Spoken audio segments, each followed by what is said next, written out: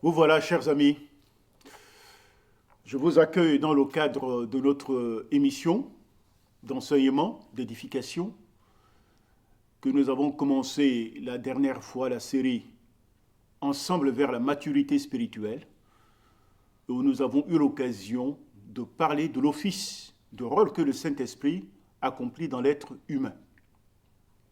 Aujourd'hui, je vais aborder notre sujet, plus scabreux. Et beaucoup d'enfants de Dieu n'osent pas le toucher parce que ça leur brûle le doigt.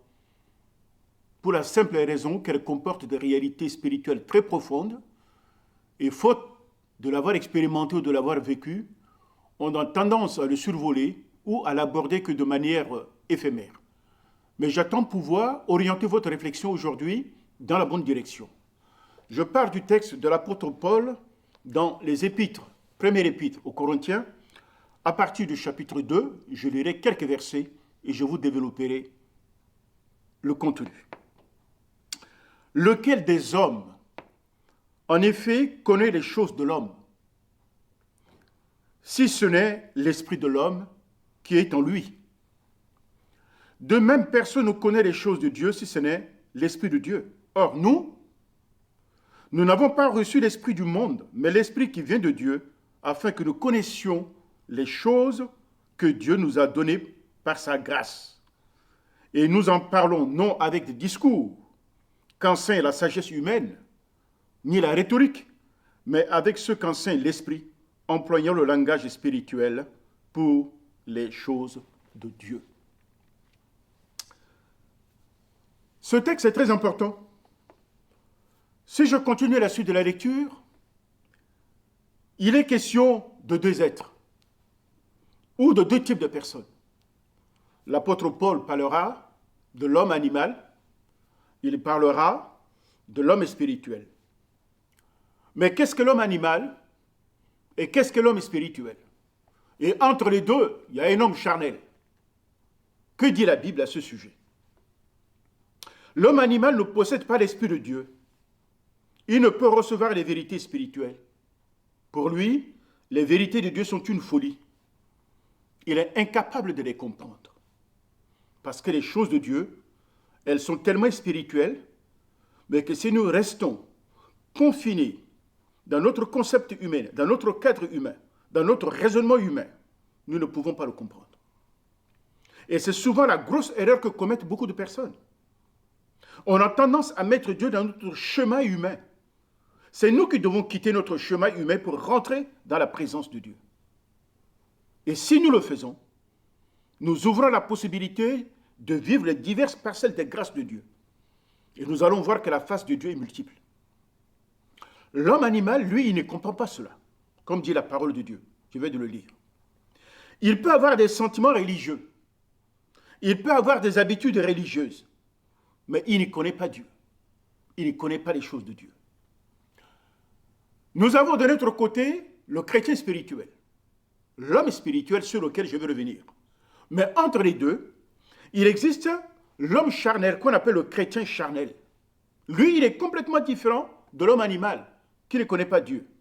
Mais lui, l'homme charnel, quant à lui, il a bien reçu l'Esprit du Seigneur, mais ne marche pas selon les directives de la parole de Dieu. Il se laisse conduire par ses sens. On pourrait dire que c'est un homme sensuel.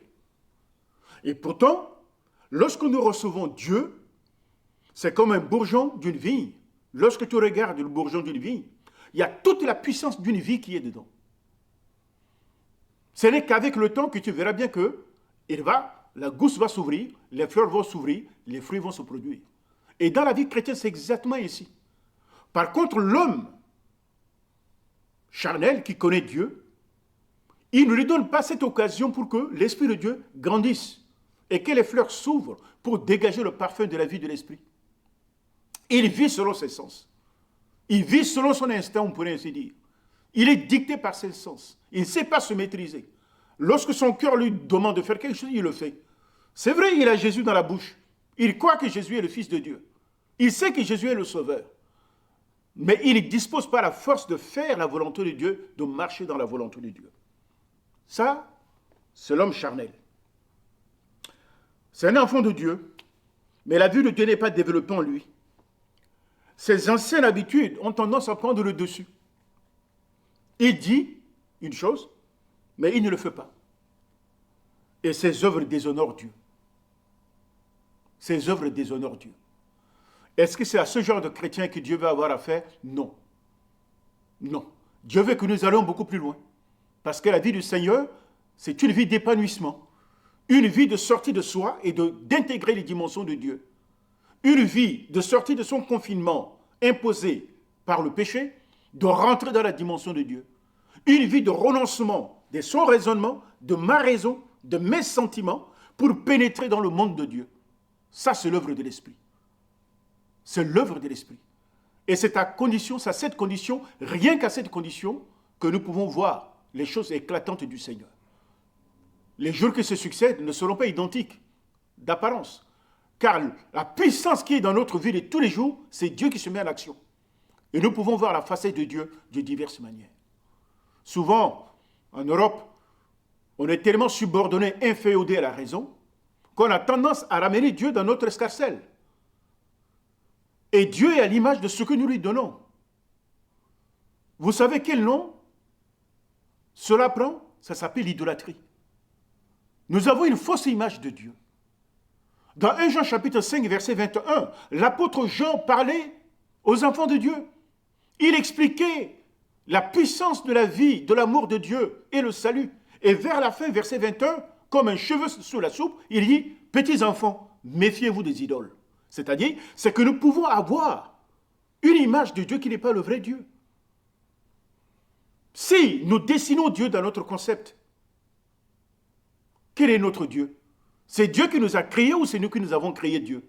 Si nous dessinons Dieu dans notre concept, c'est nous qui avons donné une figure à Dieu. Alors c'est Dieu qui doit se manifester en nous. Nous devons nous laisser conduire par la parole du Seigneur. Déchausser notre raison. Nous placer devant Dieu dans toute humilité. Seigneur, c'est moi qui suis confiné par le péché. Et tu es venu me chercher. Et donc, je me soumets aux conditions du salut que Dieu m'impose. Ce n'est pas à nous de chercher Dieu avec nos conditions. C'est celui qui est offensé qui fixe les conditions du salut. Et c'est Dieu offensé qui fixe les conditions du salut. Et donc je viens au-devant de lui, disposé, avec un esprit nouveau, pas avec des préjugés, avec le désir de recevoir de Dieu la richesse pour grandir. Et voilà la dimension de l'homme spirituel que je m'en vais vous développer. Le chrétien spirituel, lui, il vit selon l'Esprit de Dieu, par le moyen de l'Esprit de Dieu, avec la force de l'Esprit de Dieu. Et il se soumet, corps et âme, à l'Esprit de Dieu. Toutes les dimensions de son être sont investies par la puissance de l'Esprit de Dieu. Il s'emploie à faire la volonté de Dieu. Et s'il lui arrive de tomber, Dieu lui donne une possibilité de recours, la repentance. Il reconnaît son péché et revient dans la présence de Dieu pour demander pardon. Cher ami, si tu es chrétien et que tu marches dans ta vie, que tu commets des erreurs, que tu commets des péchés, ce n'est pas irrémédiable. Ce n'est pas fatal. Si et seulement si tu sais revenir devant Dieu pour lui demander pardon et de pouvoir continuer ta route. C'est une condition pour montrer que tu es humain et que tu dépends de Dieu. Si on continue à faire des fautes, personne n'est jamais parvenu. Nous tendons tous vers le Seigneur avec notre imperfection humaine. Personne parmi les hommes avait choisi d'être né pécheur. Et Dieu sait que nous sommes pécheurs et il est venu pour nous chercher. Et donc il connaît notre condition humaine. Mais ce qu'il nous demande, c'est d'avoir un cœur rempli de l'amour de la vérité et de la lumière. Et si notre nature, à un moment donné, se montre défaillant, que notre cœur, attaché à Dieu, nous conduise à demander le secours au Seigneur et à nous relever. Ainsi, l'homme spirituel, il cherche à glorifier Dieu, non seulement dans son esprit, mais aussi dans son corps et dans son âme, dans tout son être entier. Son corps est devenu un instrument de justice. Il voit les choses que Dieu voit. Contrairement à ce que ses sens le conduisent vers le monde, l'homme spirituel, il met Jésus au centre de la vie. Quand on vit selon ses sens, c'est notre corps qui nous dicte. C'est l'être humain qui dicte les conditions, nos sens, nos désirs, nos envies, notre petite nature. Mais lorsque nous mettons Dieu au centre de notre vie, mais nous sommes dans le cœur de Dieu. Si Dieu est au centre de notre vie, nous sommes dans le cœur de Dieu. Et toute notre vie est approchée en fonction de la vérité de Christ. Voilà la vie chrétienne. Mettre le Christ au centre, en toutes choses. Je ne cherche pas mon intérêt, mais je cherche l'intérêt du Seigneur. Comme Jésus le dirait. Je ne fais rien de moi-même. Je fais ce que mon Père m'a demandé de faire. Et nous, en tant que disciples, ayant reçu le pouvoir délégué, l'autorité déléguée du Christ, qu'avons-nous à faire?